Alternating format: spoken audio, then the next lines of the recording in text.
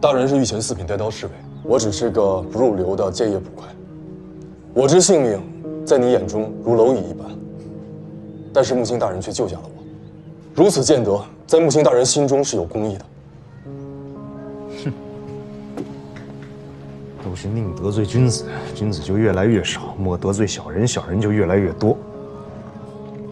天行健，地势坤，君子哪有什么好日子过啊？我。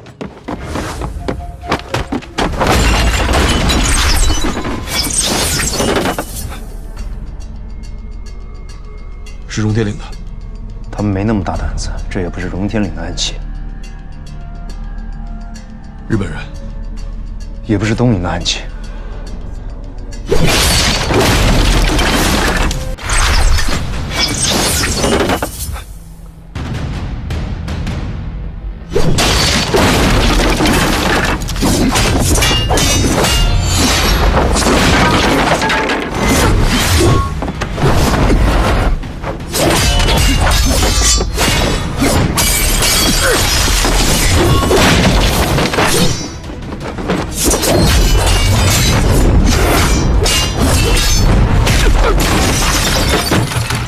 多谢。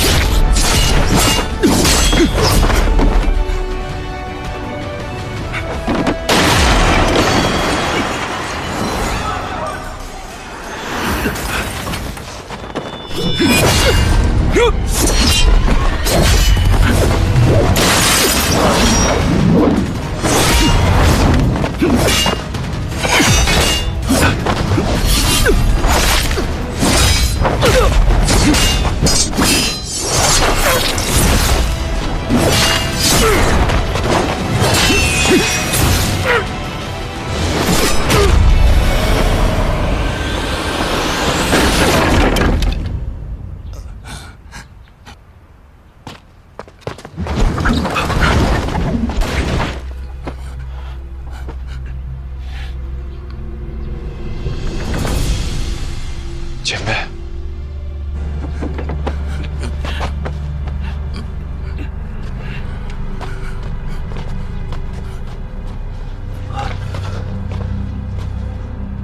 刚刚那人为什么要杀你？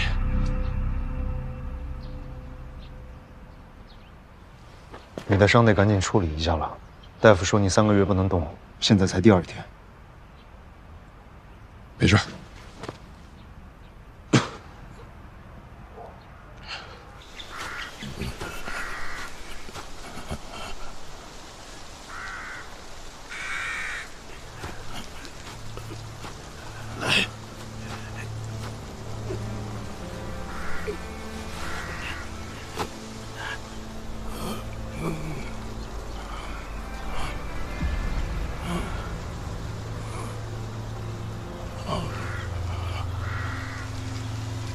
你伤得太重了，依然无力回天。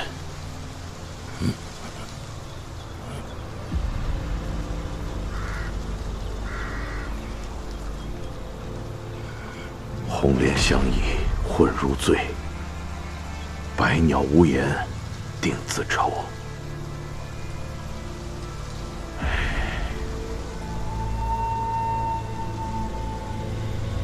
古木奇兄弟。 你终于可以如愿以偿，去见你一直思念的妻儿。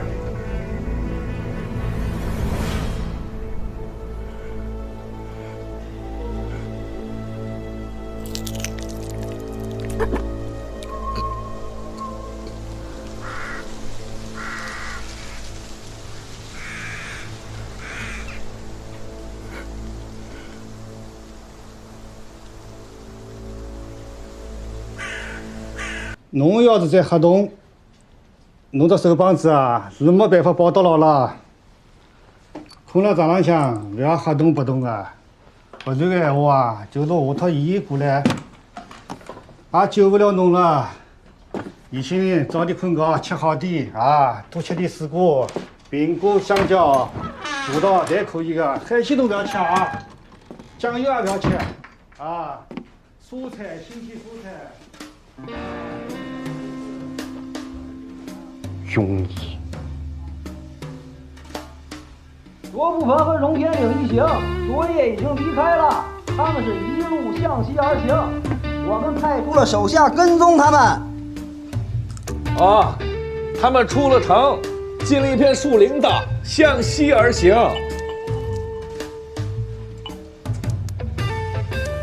那这么说，他们现在大声点，大声点。那这么说，他们现在应该已经走出上海地界了吧？啊，差不多。我猜呀，他们现在应该到了江苏一带了。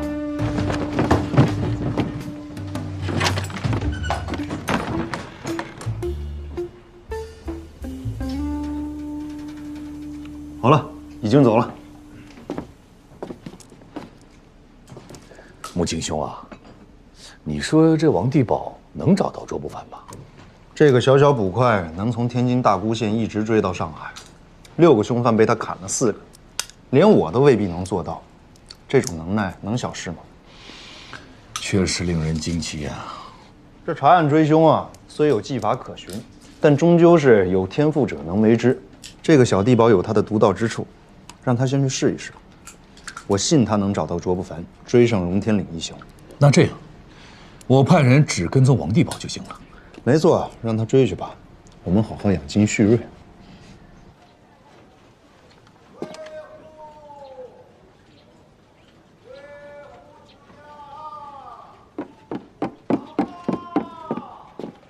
你找到他们的下落啦？是，我答应过你，找到线索就会告诉你。你答应的是找到了带我一起去？不是不想答应你，是队伍变。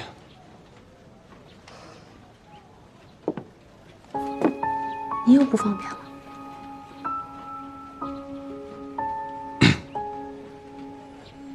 你不带我，我自己也会去的。既然你不方便，那我们就各人走各路。我不需要你因为可怜我才带着。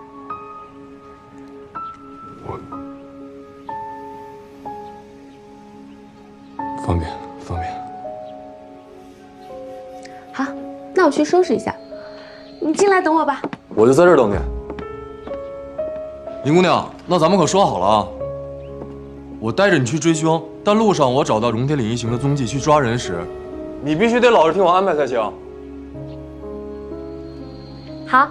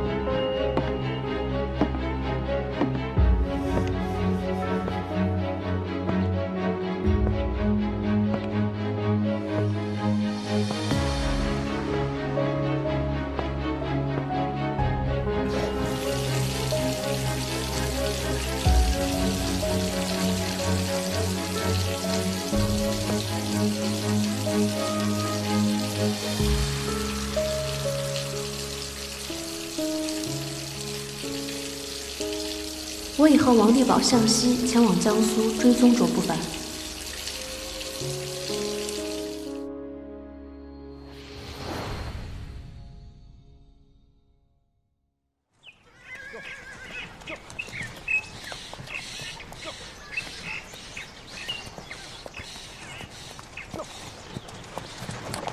掌门，再往前走不远有一家客栈。哎，这赶了一天路，终于可以歇歇脚了。我们继续走，不停。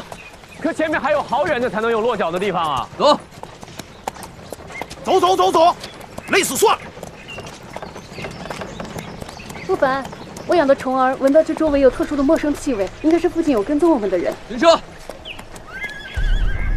大师兄，你先带弟子们休息一下。金德、王醒，跟我来。哎，走。这。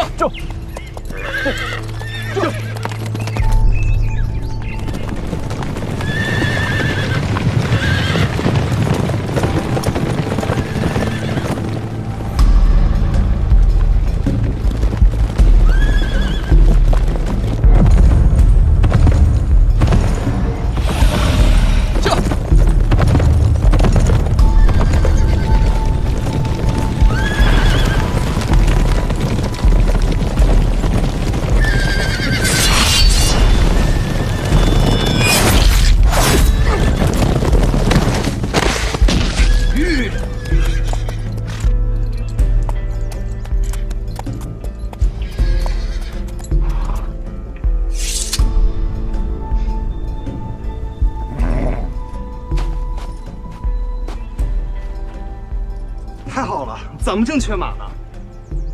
那几匹马不能留。师弟，你留着他们的马，不就等于给他们留线索了吗？掌门，这是日本人。一会儿叫大师兄他们过来，我们到刚才路过那个客栈休息。为什么？日本人派人跟踪我们，必然会有传递消息的人。等到了晚上，还没收到消息，他们一定会前来。当看到这些尸体之后，他们就会断定我们朝前走了。他们怎么也想不到，其实我们是回到刚才路过的那个客栈。这样一来，就能彻底甩掉他们的跟踪。穆景兄，这是巡道街衙门孝敬咱们的，来，吃一吃。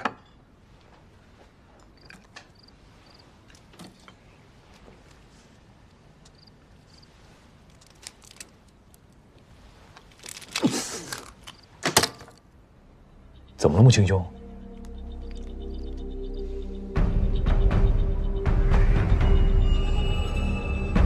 穆青兄，怎么了？太规整。什么太规整了？谭仙手上那道伤，我之前以为是不小心划伤的，可是现在想来，太规整。那说明了什么？咱们俩还要再去一趟那个饭店。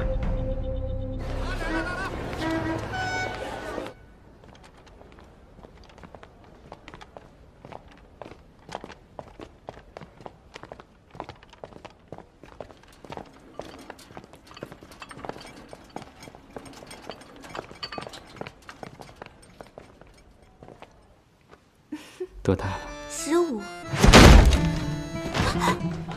哎，搞什么搞什么啊 ？What do you think you are？ 你知道我是谁吗？你就敢进我的屋 ？Get out of here！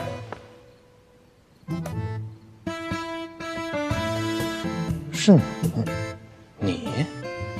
哎，不是那位兄台吗？怎么进我的屋了？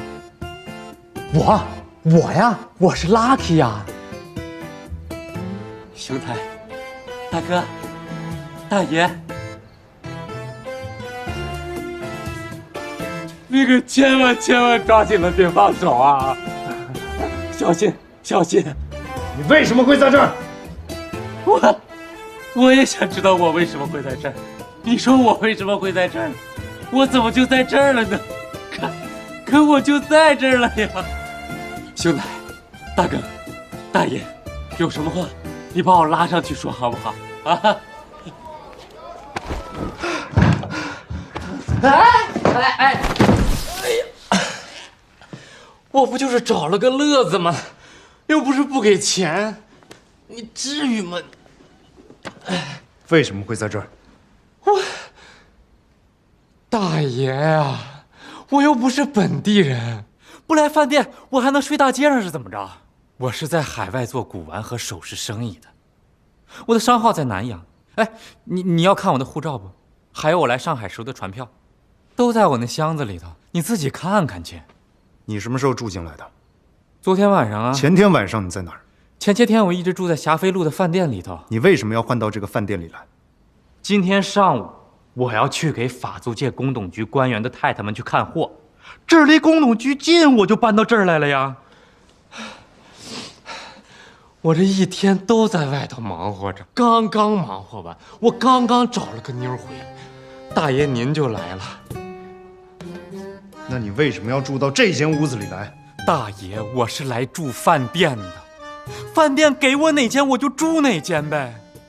我倒是想挑个门牌号带8的，人家说了108、208、308，那都住着人呢，我不能跟人家住一块儿去吧？您要是觉得我住的不合适啊，我就换一间。我还换什么？我明天我就走了，我还得去几个小地方看看有没有什么新出土的好东西，我得进点货去我。晦气。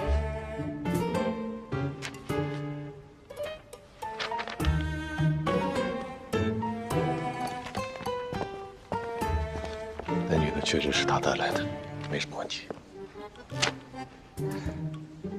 哎，前天在麦岐路，我看2位舞刀弄剑的，你们该不会是传说中的大内高手吧？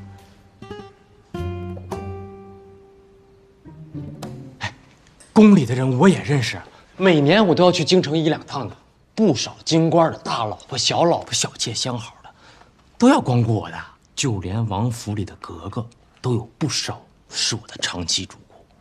以后2位的大老婆、小老婆、小妾、相好的，想要买首饰，找我，奇货可居，价格公道，童叟无欺。哎，都不是外人了啊！你们来这到底要查什么呀？我可是听到了一点风声的。哦，你听到什么风声了？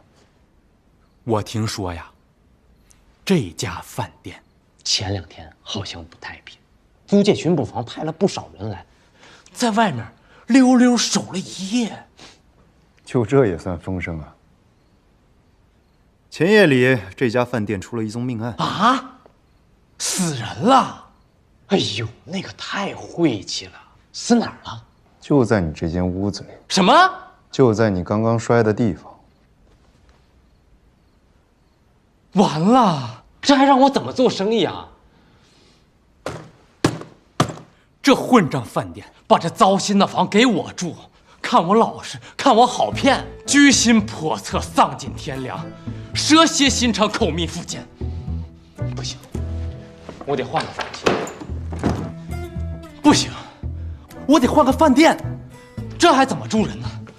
我得找他们经理理论理论去。凭什么呀？啊，死了人的房间给我住，我得找他们要赔偿，赔偿我的运气，赔偿我的 lucky。来，这干什么呀？拿着吧，你住饭店的钱我替你出了。哎，这怎么好意思？你规规矩矩的走，不要多说话，不要找饭店的麻烦就行了。兄台，我这是给你面子，要不然我非得找这个饭店，我大闹一场。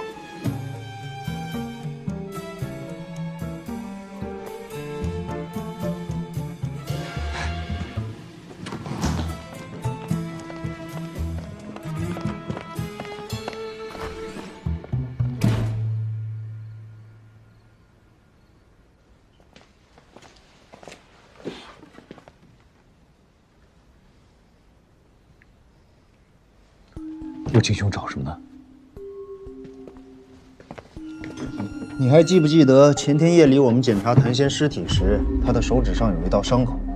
记得。我当时并没有在意，觉得是他自己可能不小心划伤的，又或者是跟祸行对峙时弄伤的。可是我后来想起来，觉得是我自己疏忽了。那道伤口太过规整，而且从伤口的角度来看，很像是他自己割伤的。自己割的？如果是你，你在什么样的情况下会自割手指啊？穆青兄的意思是，谭仙会在这个房间里留下血渍。谭仙没有和同盟会的人碰上面，他很有可能就在这个屋子里留下了线索。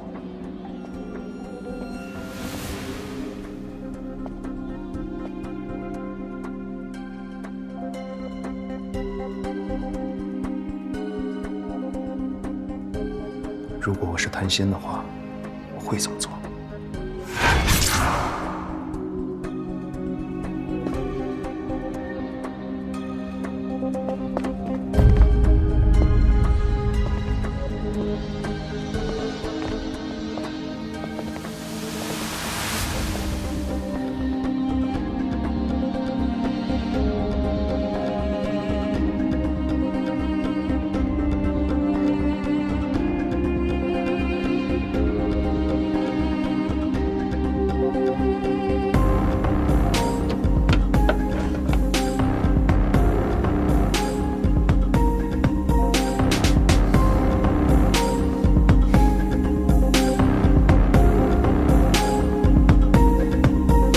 给谭仙送去字条，让他午夜1点去接电话的，一定是同盟会的人。而电话如期打来，则说明谭仙和同盟会并没有建立起联系。那么，谭仙手里掌握的秘密，同盟会肯定还不知道。字条是放在送餐的盘子里，那个时候女保镖已经跑出去，想要调虎离山。谭仙呢，也正准备逃跑。他这个时候收到了字条，也没有打算留着等到1点钟的电话，因为那个时候外面有我们，有日本人，还有荣天磊。继续待在饭店里只会徒增杀机。他收到字条之后就会明白，同盟会知道谭仙住在这个饭店里，这个房间里，甚至宫董局设法保下谭仙，也是同盟会的人努力的结果。所以他写下血字，留下线索。可惜啊，他正要逃跑的时候，荣天岭的祸情来了，谭仙死了，留有进谭密赞线索的信函被烧。那封信肯定很重要，但最重要的还是他留下来的那行血字：平遥乱坟，菩提传人。菩提传人，应该指的就是南少陵的传人吧？当年向朝廷献宝的是南少陵戒律院传人卞杰的徒弟。我要是南少陵的方丈，也不会把宝图只交给一个人。禅院又不是只有一个戒律院，宝图一分为2，戒律院一份，菩提院一份，合情合理。平遥乱坟，菩提传人，活人是不会住在乱坟岗的，只有死人才会。这另一半宝图一定在菩提传人的墓里。现在知道这个秘密的，谭仙死了，同盟会的人还不知道，那个女保镖有可能知道。我起先就怀疑卓不凡知道，如今看来，他们一行向西而去，肯定是去山西平遥。所以啊，这帮人谁去了山西，谁就是知道这个墓。清炒草头，哟，草头没得了，鳝糊，鳝糊也没得了。哎呀，那来条鱼吧。河豚，没得，刀鲫，也没得，石鱼，还是没得。合着长江3千你都没有呗？不好意思，先生，俺来这是个小店的，能我这有什么鱼？黄花鱼，这么低档。行，加上吧。油炸小河虾有没有？有的，三黄鸡，有的。再来个呛蛤。这个没有的。上点档次的你家都没有。行，就这样凑合啊，赶紧去做。好。哎，再热乎花雕。好嘞。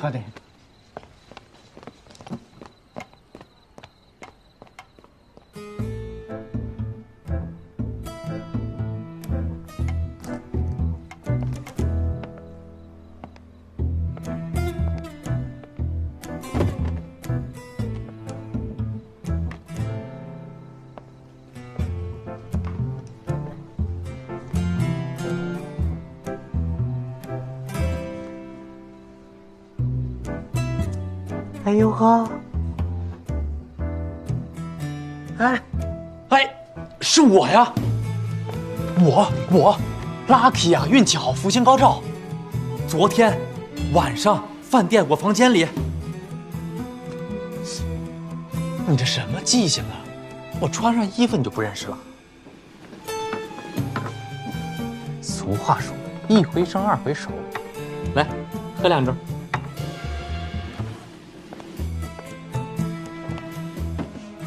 有意思，真有意思。我跟你说啊，我这一晚上都在找饭店，法租界、日租界、公共租界，我是找了一家又一家。有空房的我看不上，看得上眼的没空房。后来我就想，明天一早啊，我坐火车走，我就想来火车站啊凑合凑合。结果这么一来，碰见你了，真是有缘，真是 lucky 啊！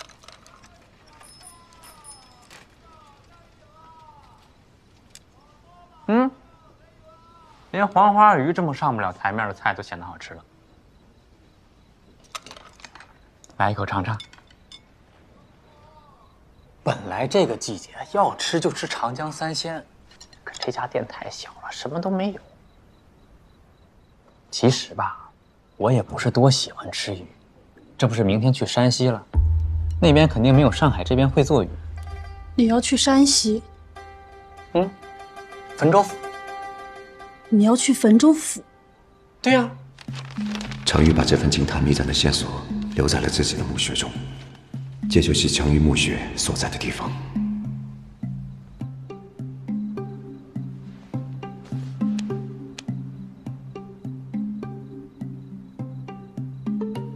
今天晚上在谭谦房间里的那个叽叽喳喳、叽叽喳喳，林浩瀚啊，对，他会不会是同盟会的接头人呢？他会不会已经看到了墙上的字迹？他当然最可疑。谭鑫在那个屋子里留下了线索，但凡只要住进去的人，说起来都可以。所以我放他走的时候，给了他留有我们专有印记的银票，只要他用了，我就能知道他在哪出现过。是不是抓回来稳妥些？我从墙上取下镜子之前，我仔细地观察了一下镜子的周边，发现镜子和墙之间有一小片蜘蛛网。这网上没什么灰，应该是谭鑫写下血字以后，有蜘蛛爬过接下来的。由此可见，在我之前，没有人打开过镜子。如果林浩瀚看到了那行血字，蜘蛛网就应该已经被扯掉了。再说了，他要是同盟会的人，咱们进屋的时候，他应该忙着在寻找线索，而不是在抱着个姑娘寻欢作乐。所以我就说嘛，咱俩就是有缘分的啊！你看，在饭店能遇到，在餐馆能遇到，就连去个汾州府都能再遇到，有缘。你是明天走？明天一早，你不也是吗？我买的是后天的票。后天？后天走？你现在待在这干嘛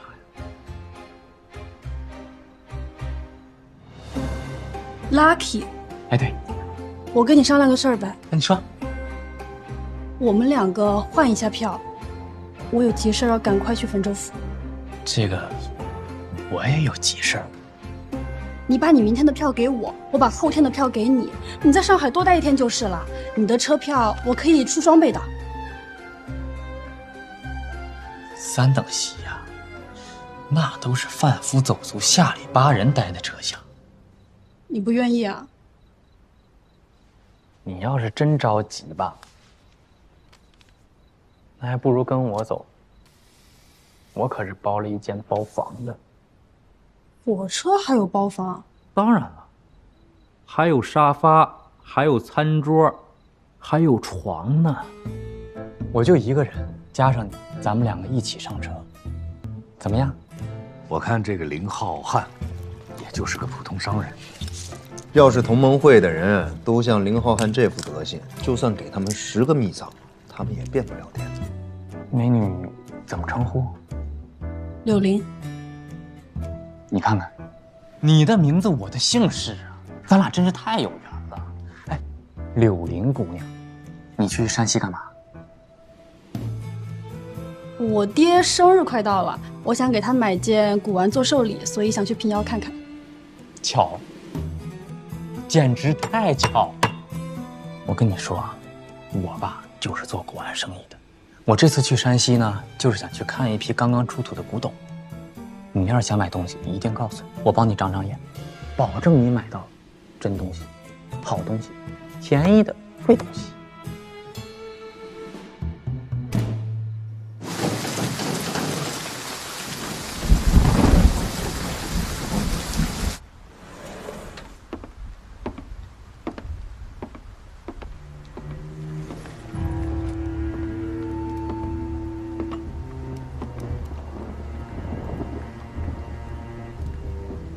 跟丢了。你一共派了多少人去盯着他？4个，都是老手。都是老手，那还能跟丢？这群废物怎么没死在外面？确实死了，4人被杀，尸体被抛至荒野。卓不凡一行人不知所踪了。在哪儿跟丢的？江苏。为什么我们一直都专走小路，不走大路啊？追查卓不凡的有内务府的，还有日本人。换作是你，你会怎么走？既然你想得到，卓不凡肯定也想得到。他知道我们要从小路上追踪他，那他大大方方走大路不就好了？你说的没错，但这不是玩小心眼儿就可以躲过去的。内务府的只要下令把官道所有的驿站关卡，进行盘查与监视，追都不用追就会发现他们的踪迹。所以卓不凡他们只能走山路、野路和小路。那为什么我们走了这么久，还是没有看到他们？他们应该是很小心，没留下什么痕迹。不过不用担心，即使他们再小心、再谨慎，也是会留下线索的，因为他们是人，只要人走过的地方，就不会了无踪迹。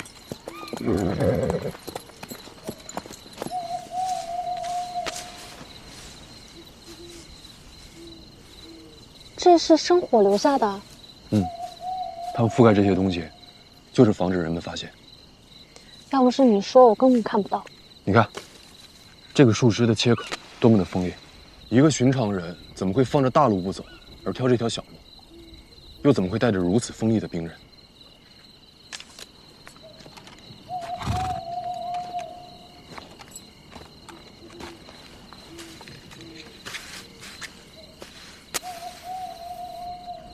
这是剑鞘杵在地上留下的痕迹。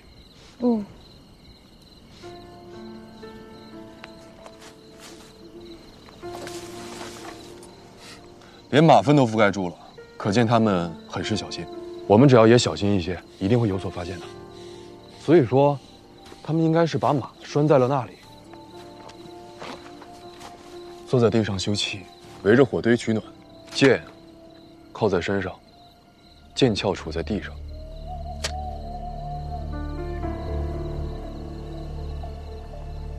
我们的方向没错，卓不凡他们的确来过这儿。而且，他们中应该有女人，坐的是马车。你看，这是一条车辙印，虽然看不太清，但可以推测出，他们是朝那个方向去的。那我们离他们还远吗？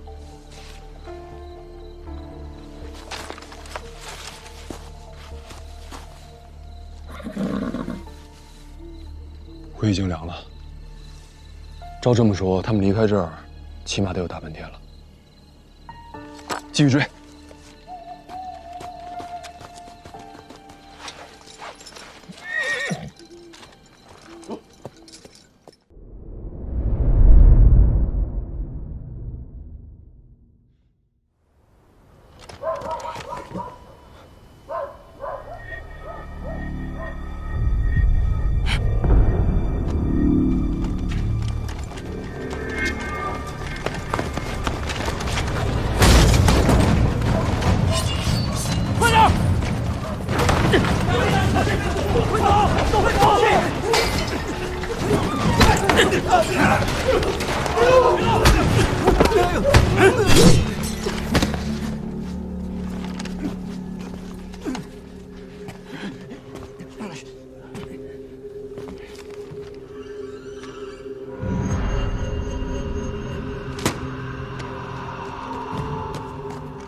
大人，在屋子里面发现2箱火药，把这票反贼全都带回去。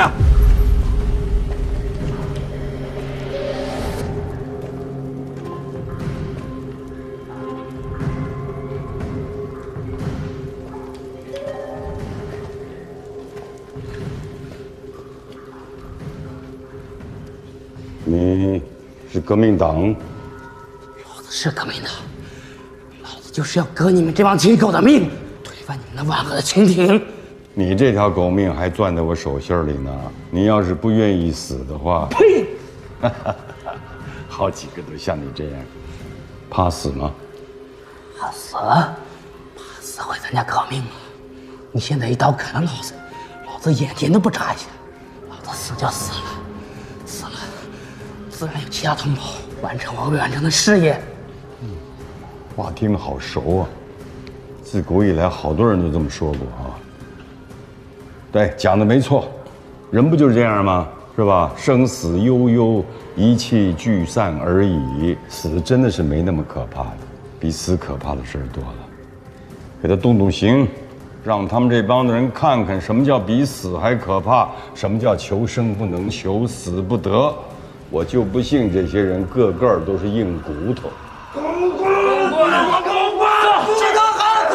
第一个开口招供的人免死免刑，其他的就跟他下场一样。狗官上狗官，说，快走！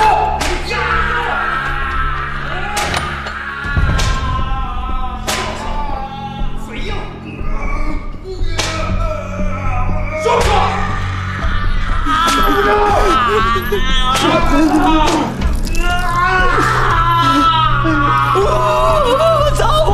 我愿意上大人，大人，我愿意上，我什么都愿意上，大人。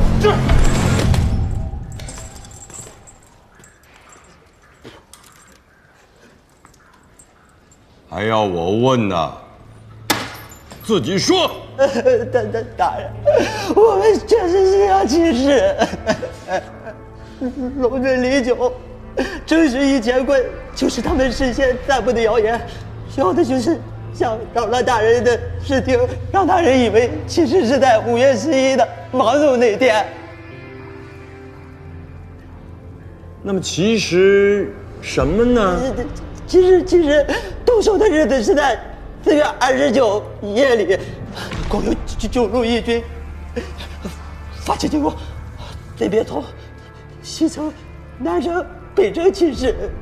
9路，多少人呢？听说得有300来人。听说？小的只是听说呀，大人。我们也是听令行事。听谁的令？同盟会。你们都是同盟会。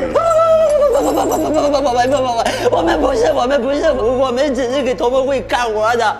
大人小的一时糊涂呀，求大人指条明路呀，求大人指条明路呀，大人，求大人了，大人指条明路。大人饶命啊，大人饶命啊，大人。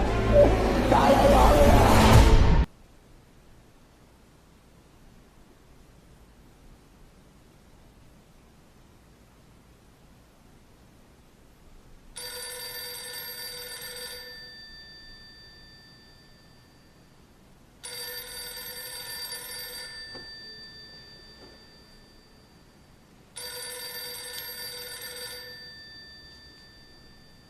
有电话。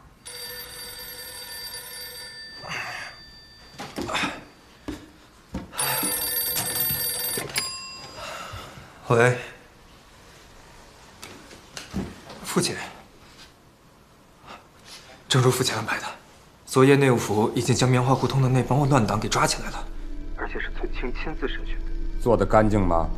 父亲放心，绝无任何纰漏。不错。父亲过誉了。虽然如此，也不能掉以轻心。存清这只老狐狸，足智多谋，看穿咱们的障眼法，也是说不定的。是，我一定会小心行事。父亲，明日你和乌兰山就应该回来了吧？是啊。好，我去接你们。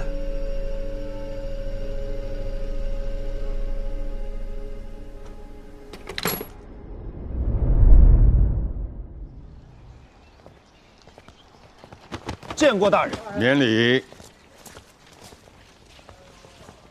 大人突然来了上海，是为何？我是连夜坐火车到上海来的，京沪一带的官员都知道了。大人如此是出了什么事儿呢？齐亲王在哪儿？你知道吗？此刻他正在上海呢。据说他是因为参加一个亲戚的什么婚礼到上海来。他有什么亲戚有这么大的面子，能让和硕亲王亲自驾临？我猜，他是用这个当理由，来跟那些谋反者秘密会面。所以我这一路来就是高调来沪，就是希望他能有所顾忌。大人深谋远虑。另外一件事情，我是来跟你说的。昨晚上内衙抓到一伙谋反的逆贼，觉得蹊跷。是觉得可笑。没错。他们说的日子跟天照谣言里面说的日子完全不同。漏洞有一个就足够了。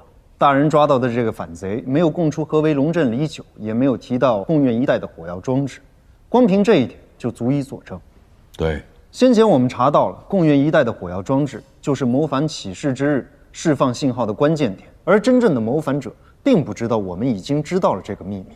被抓到的人说不出来这一点，只能有一个答案，就是说他们是假的，是谋反者放出来的一个诱饵，目的是为了扰乱内务府，让大人您难以防范。那来的路上我也是这么想，我在想这个谋反者这么做，他的目的是什么呢？敢问大人，如果您相信了谋反者的话，您将会如何打算？对，如果我把抓到的这些人当成是真的话，那我就会沿着线索去查，在时间都不够的状况下，我还会去全力追查这9路根本不存在的义军，甚至于还会把你、把葛泰、把所有的侍卫都调回京师，那就上当了。属下大胆妄断，这就是谋反者真正的目的。你现在正在追击卓不凡他们，还要再找净坛密藏。如果把你调回京师的话，得到最大的便宜的就是卓不凡他们。所以这些幕后主使者，他是完全不希望你去追查净坛密藏，因为他怕你啊。正如大人先前所料，这卓不凡其实就是在为谋反者卖命。这个幕后主使者，就是齐亲王。自从宣统帝继位，载沣王爷摄政之后，朝廷是岌岌可危，而齐亲王又接连地提出一些议案，并没有被皇宫的内阁所支持，然后他就开始私底下活动，跟北洋过从甚密，跟各国使节互相交往。齐亲王的才能足够他发动政变。但是政变容易，稳定难呐。稳定是需要大量的财富。如果让齐亲王找到了这个净坛密藏，那他就什么都有了。那如此说来，卓不凡是不是已经快要找到净坛密藏了？如果属下分析没错的话，卓不凡确实已经快找到密藏了。那现在抓不抓卓不凡，找不找这个幕后主使者已经不重要了，重要的是我们现在要尽快的找到净坛密藏，这才是最实际的。母亲，你过来。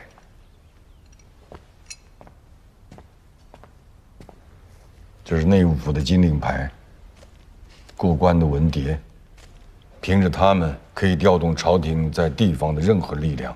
从现在开始。你啥事儿别管，专心寻宝。记住，这个事儿不要告诉任何人。毕竟，大清是因为缺钱才会去找净坛密藏，到底不是什么光彩的事情。属下懂得。万一事迹败露，内务府会跟你切断一切关系，哪怕你死了，都会追加治罪，以维护朝廷颜面。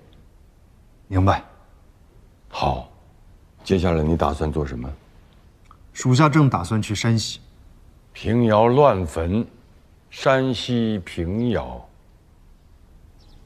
当年内务府派出去的最后一批大内高手，就是到山西，然后在净坛密藏的资料里面看到，这批寻宝的高手也是在山西打住的。还有这回事？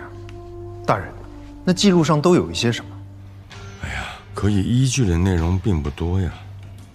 就提了这么一行，说他们到了山西之后，遇到一个混迹在介休、平遥之间的盗墓组织，他们叫铲子。铲子？我知道的也就这么多了。若是上一次寻宝的线索止于山西，而这一次线索又指向山西，看来不是巧合了。应该不是。所以这个净坛秘藏十之八九就在平遥。只要你找到了菩提传人的墓穴，可能就会大功告成了。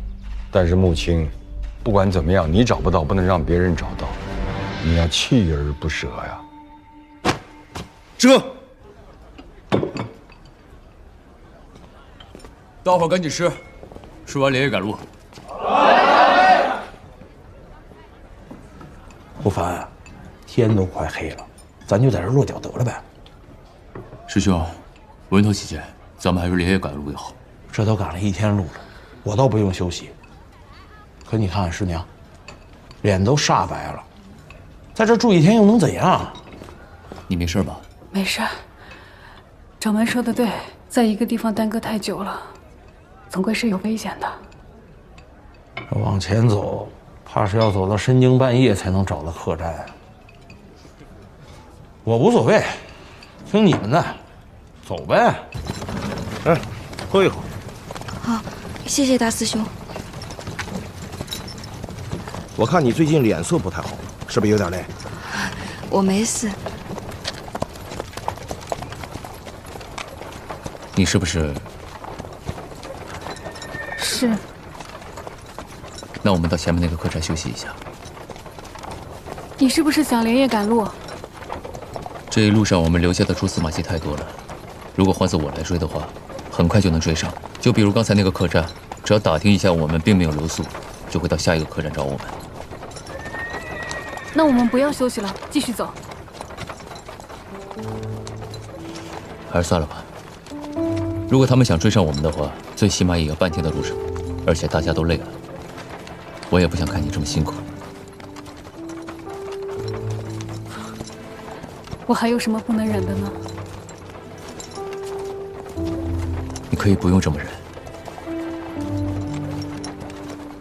也希望我们以后都不用这么忍。累了吧？嗯。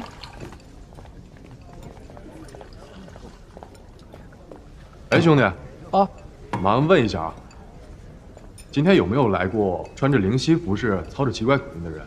有啊，刚刚是吃过饭。咋了？恁认识他们啊？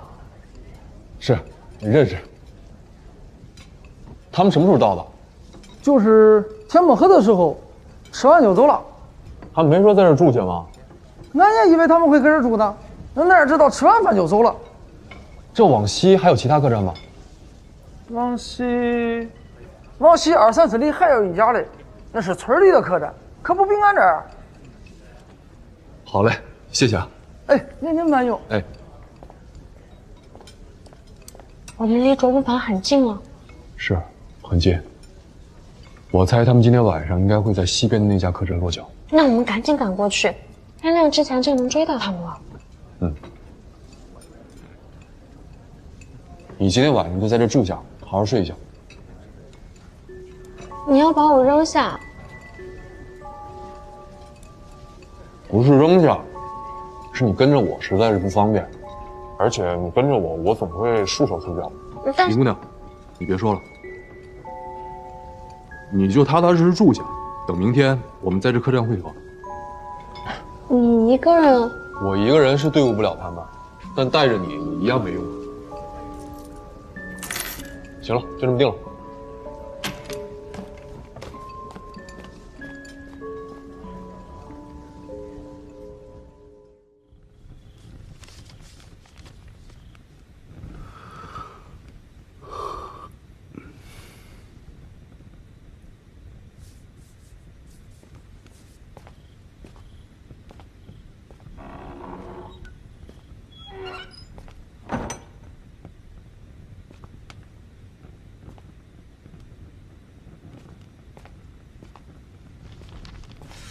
怎么起来了？我喝了点汤，好多了。这天还没亮呢，再回去休息一会儿吧。你又不是不知道我，就一下子疼过就好了。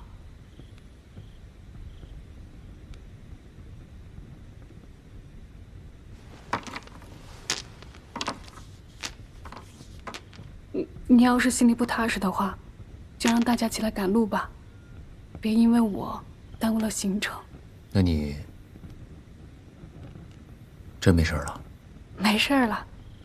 以前我疼的时候，你都会给我煮热粥，我喝一点，躺一会儿，不就没事了吗？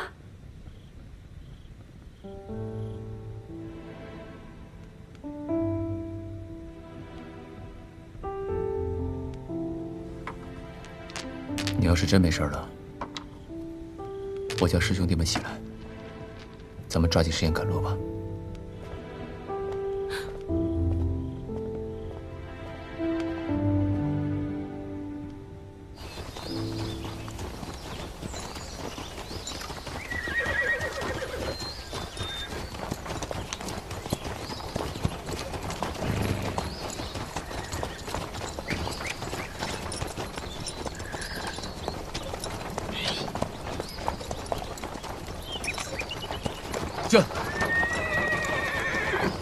这，不凡，怎么了？有人。你们先走。玉，走。后面有人跟着我们。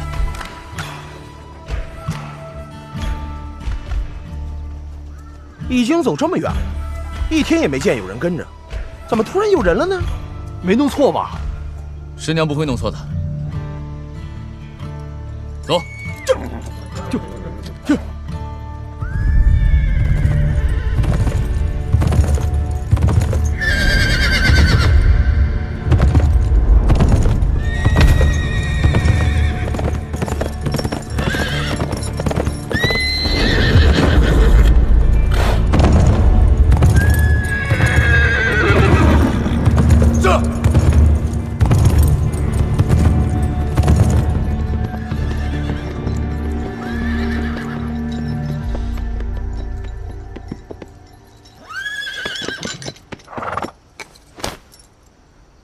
我是大沽县衙捕快，王家洛。大沽命案犯者6人，4人已伏法，余者荣天岭门下秦陀、于焕杰及幕后主使卓不凡，今日需尽数归案。这小捕头还真是死缠烂打。王家洛，之前是我小看了你。没想到连日本人内务府都追不上我们，你竟然能找到我们，而且还敢追上来。能看得出来你是个执着之人，我欣赏执着的人，所以，我有点不忍心杀你。要不这样，你听我一句劝，回去吧，别为了一些不相干的人葬送了自己的性命。人命攸关，9条人命被毒死在我管辖的区域。什么叫与我无关？你不忍心杀我，怎么忍心杀那9人？卓不凡，今日你要么弃剑投案，要么拔剑相抵。那看来今天我怎么劝你都没用了。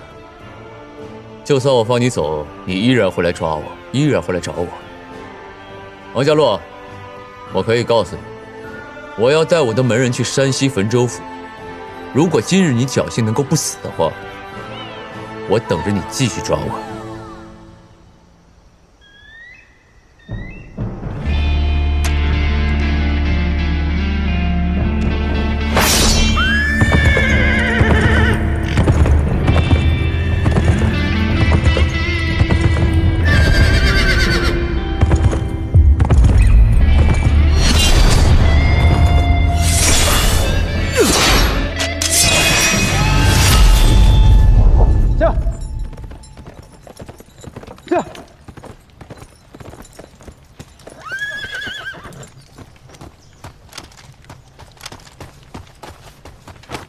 穆大人，葛太大人，你怎么回来了？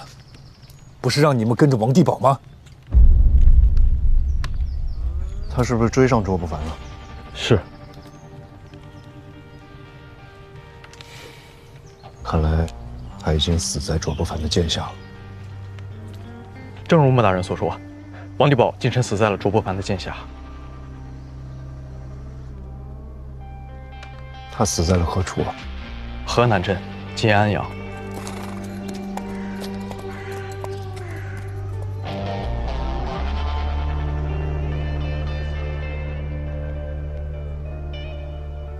穆青兄，看样子很是惋惜啊。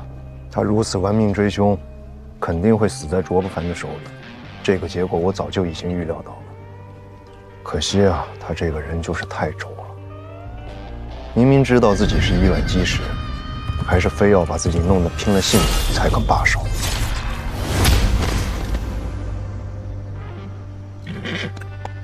可气呀！他的尸首你怎么处置的？我，你没管？属下没想这事儿。没想？他怎么说也是一个效命于朝廷的捕快，你就让他这么抛尸荒野，弃之不顾啊！属下知错了，当时属下确实不敢上前，怕暴露了被扔天岭的人发现。穆青兄，换作是我呀，当时也不会去管他的尸首的。下去。穆青兄，咱们得赶紧走了，要不卓不凡抢了先机可就麻烦。事关紧急，就算不眠不休，明日也必须到达平遥。全队出发。走。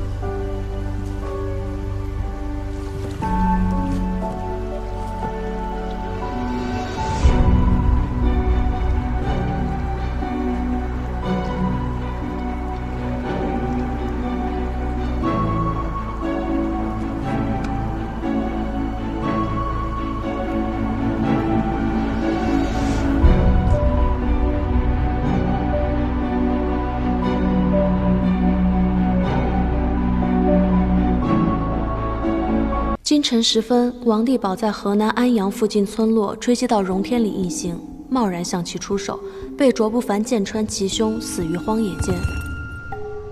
我正谨慎跟踪卓不凡一众，此间他们已经到达山西临近汾州府一带，看情形推断，是已经到了目的地。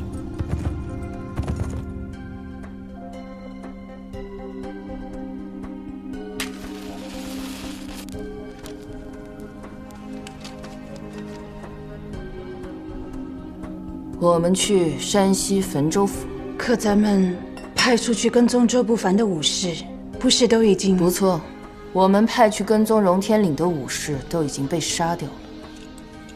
那为什么您的线索是从哪里来的？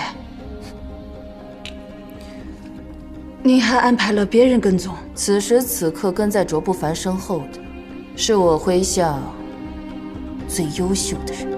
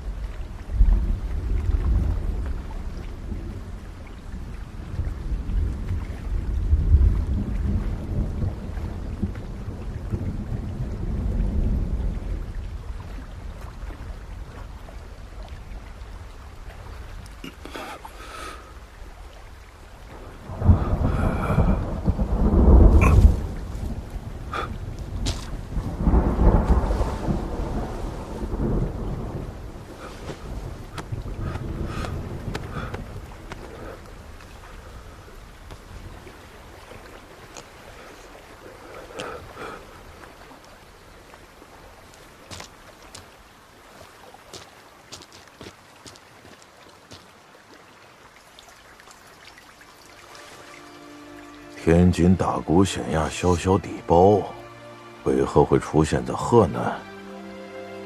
给他把伤治治。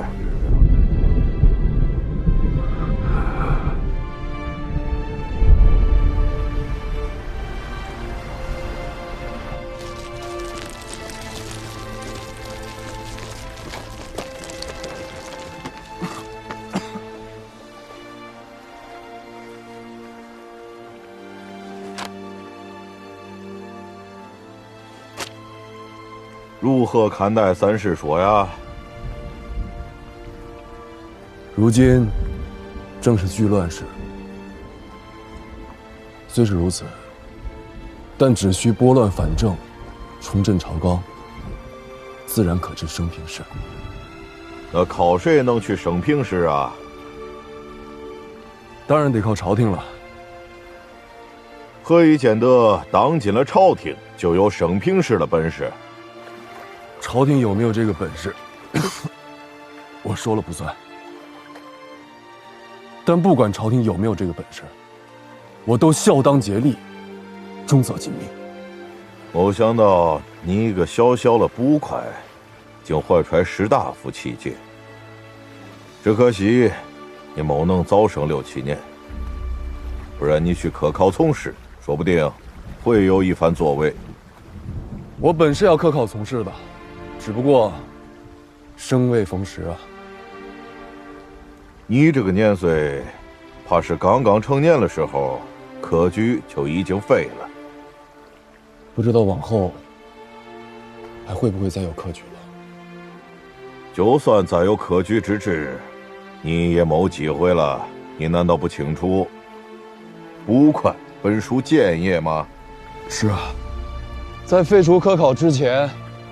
就已经有严苛的规定，因有辱斯文，捕快及捕快之后代不得参与科举。就算是脱离捕快行业，其子孙在3代之后方有资格。你看，这不都知道吗？就算是我不能参加科举，就算我只是一个小小的捕快，也需尽心尽力的报效朝廷，守护大清。清流，天下不缺清流。清流都有尽忠之心，但不是个个清流都有尽忠之才。先生此言，在下没明白什么意思。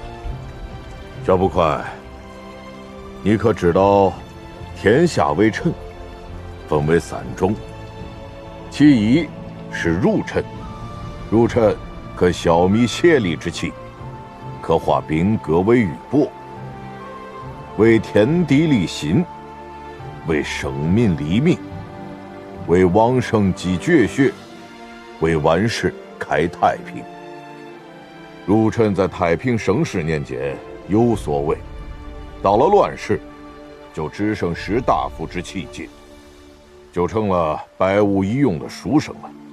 其二是能臣，能臣可逆势而上，可激流狂涌。单用东山西安时，为君谈笑镜湖沙；但能臣谋事在人，成事却在天，能不能成，自己没法决定。无论是儒臣还是能臣，都只能在升平时、太平时间有所为，而在居乱世中，需有王佐之臣。敢问先生，王佐之臣有何不同？王佐之臣不讲究繁文缛节，不顾及礼义廉耻，只管达到目的。居乱世中，唯有此，方可有所作为。小捕快，你一路从大沽追凶到上海，有哉至此，虽你自己尚浑然不觉，但其实你已露出王佐之才的端倪了。假以时日，必然能成大器。说不定你就能在乱世中闯出一番事业来。克丁，取我笔墨来。是。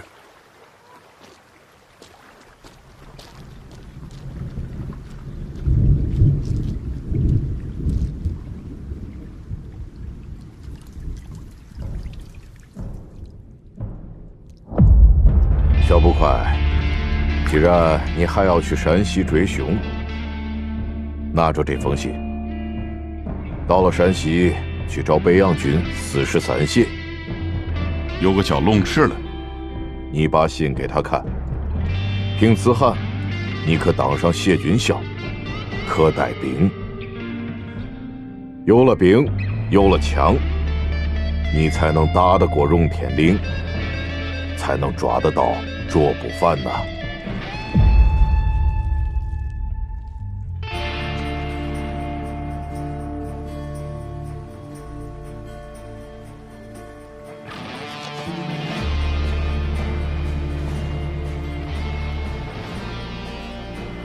敢问先生，你为何要帮我？你有才，我是不忍你埋没，更不想看你死。况且这么做，说不定不光是帮你呢。敢问先生，您怎么称呼？散发天涯从此去，烟蓑雨笠一渔舟。